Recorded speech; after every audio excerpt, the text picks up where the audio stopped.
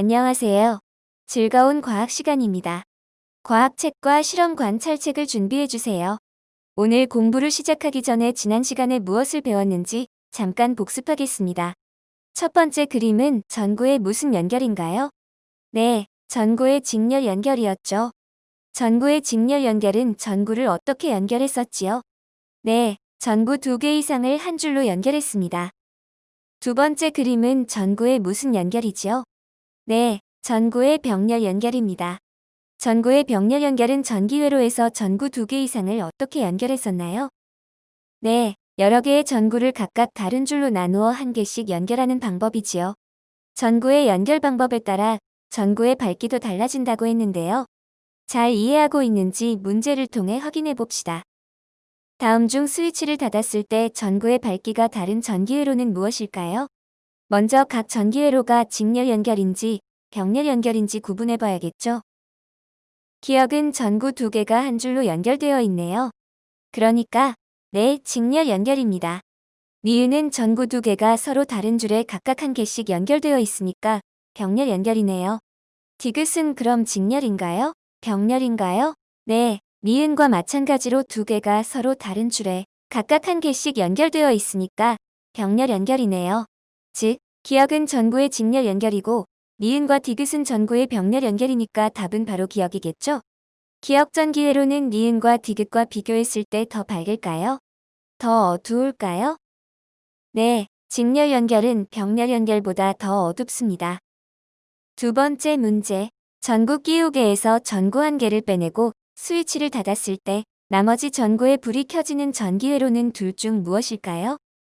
기억은 직렬 연결, 니은은 병렬 연결이네요. 전구 한 개를 뺐을 때 나머지 전구에 불이 켜지는 것은 네, 니은입니다. 직렬로 연결한 경우에 전구 한 개를 빼내면 전기회로가 중간에 끊기게 되니까 불이 꺼지는 거고, 병렬 연결은 두 전구를 각각 다른 전선에 연결했기 때문에 전구 한 개를 빼도 다른 전구에는 여전히 전류가 흐른답니다. 다들 기억하고 있지요? 그림에 나온 이 물건은 무엇인가요? 네, 나침반입니다. 나침반에서 이 빨간 화살표가 가리키는 부분은 무엇을 의미하지요? 네, N극을 의미하고요. 반대쪽은 S극을 의미합니다. 왜 이런 이름을 붙였을까요? N극이 가리키는 방향이 무슨 쪽이죠? 네, 북쪽입니다. 영어로 북쪽을 노스라고 하니까 그 첫 글자를 따서 N극이라고 하는 거랍니다. S극도 마찬가지로 남쪽을 뜻하는 영어 사우스에서 따온 말이지요.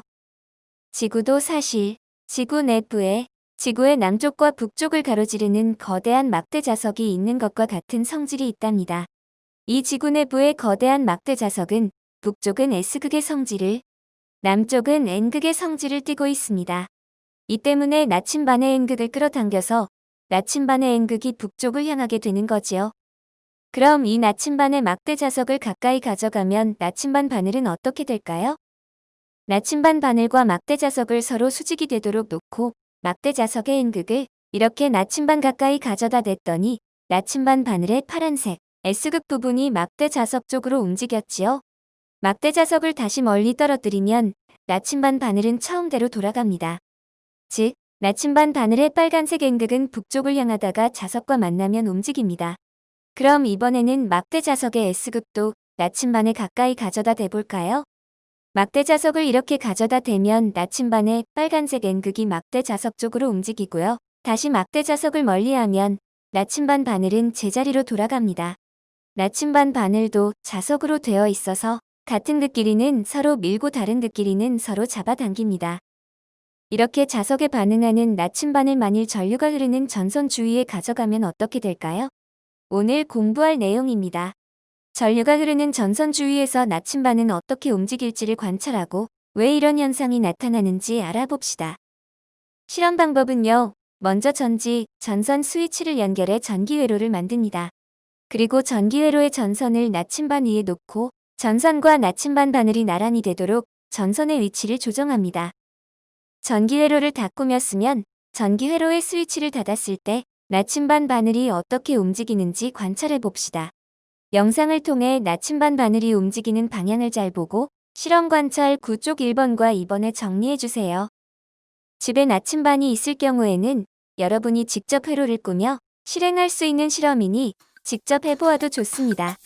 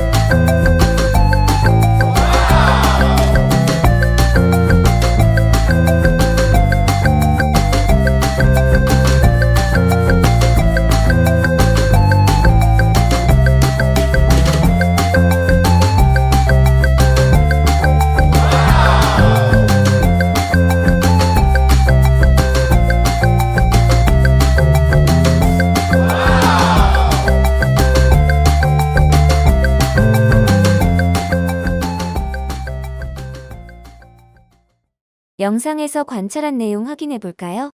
실험 관찰 9쪽 1번입니다.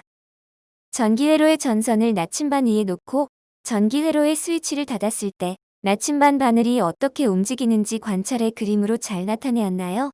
나침반 위에 놓은 전선에서 전류는 전지의 플러스 극에서 나와 마이너스 극 방향으로 흐릅니다. 전류가 흐르지 않을 때는 전선과 나침반 바늘이 나란히 일직선으로 되어 있다가 스위치를 닫아 전류가 흐르면 이렇게 나침반 바늘이 시계 반대 방향인 왼쪽으로 서쪽을 향해 움직이게 됩니다. 9쪽 2번도 잘 그렸나요? 확인해 봅시다.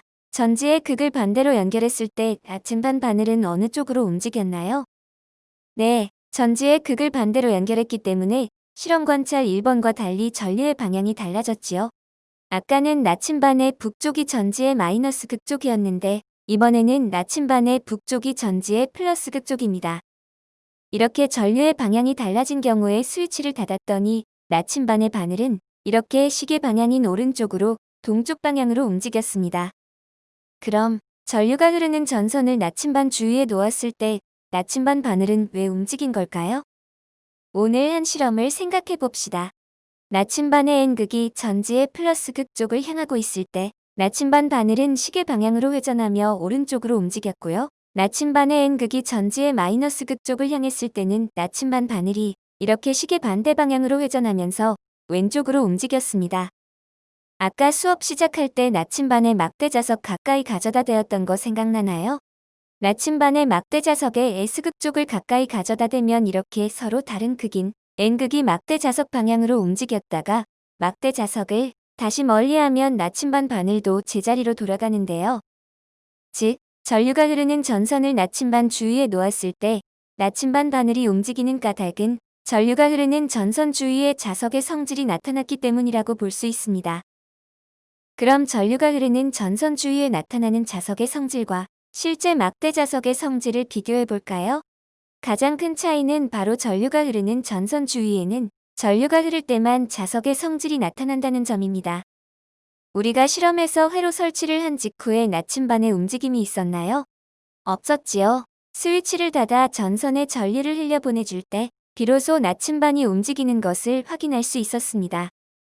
두 번째 차이는 전류가 흐르는 방향을 바꾸어 주면 나침반이 움직이는 방향도 바꿀 수 있지요. 그럼 실험 관찰 9쪽 아래 더 생각해 볼까요를 함께 해결해 봅시다. 전류가 흐르는 전선은 자석과 비슷한 성질이 있다는 것을 생각해 볼까요? 자석이 나침반 쪽으로 가까이 다가갈수록 그리고 자석의 색이 그러니까 자석의 크기가 클수록 나침반 바늘의 움직임 정도가 더 크겠죠.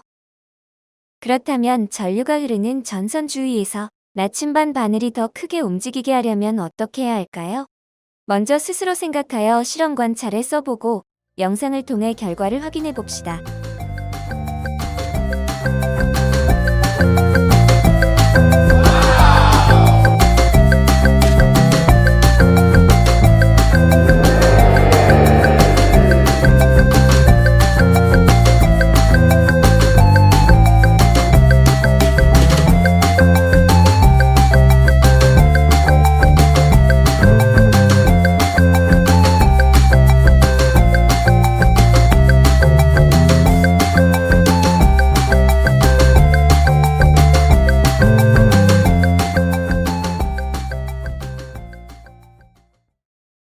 자, 이제 더 생각해 볼까요를 함께 확인해 봅시다. 첫 번째 실험에서는 어떤 변화를 주었나요? 네, 전선의 전류가 많이 흐르게 하기 위해 전지를 하나 더 추가해 직렬 연결해 주었습니다. 이는 막대 자석을 더 큰 것으로 바꾸어 자석의 성질을 더 세게 해주는 것과 같은 원리입니다. 수업을 시작할 때 나침반에 자석을 가져다 대었던 것 기억하나요?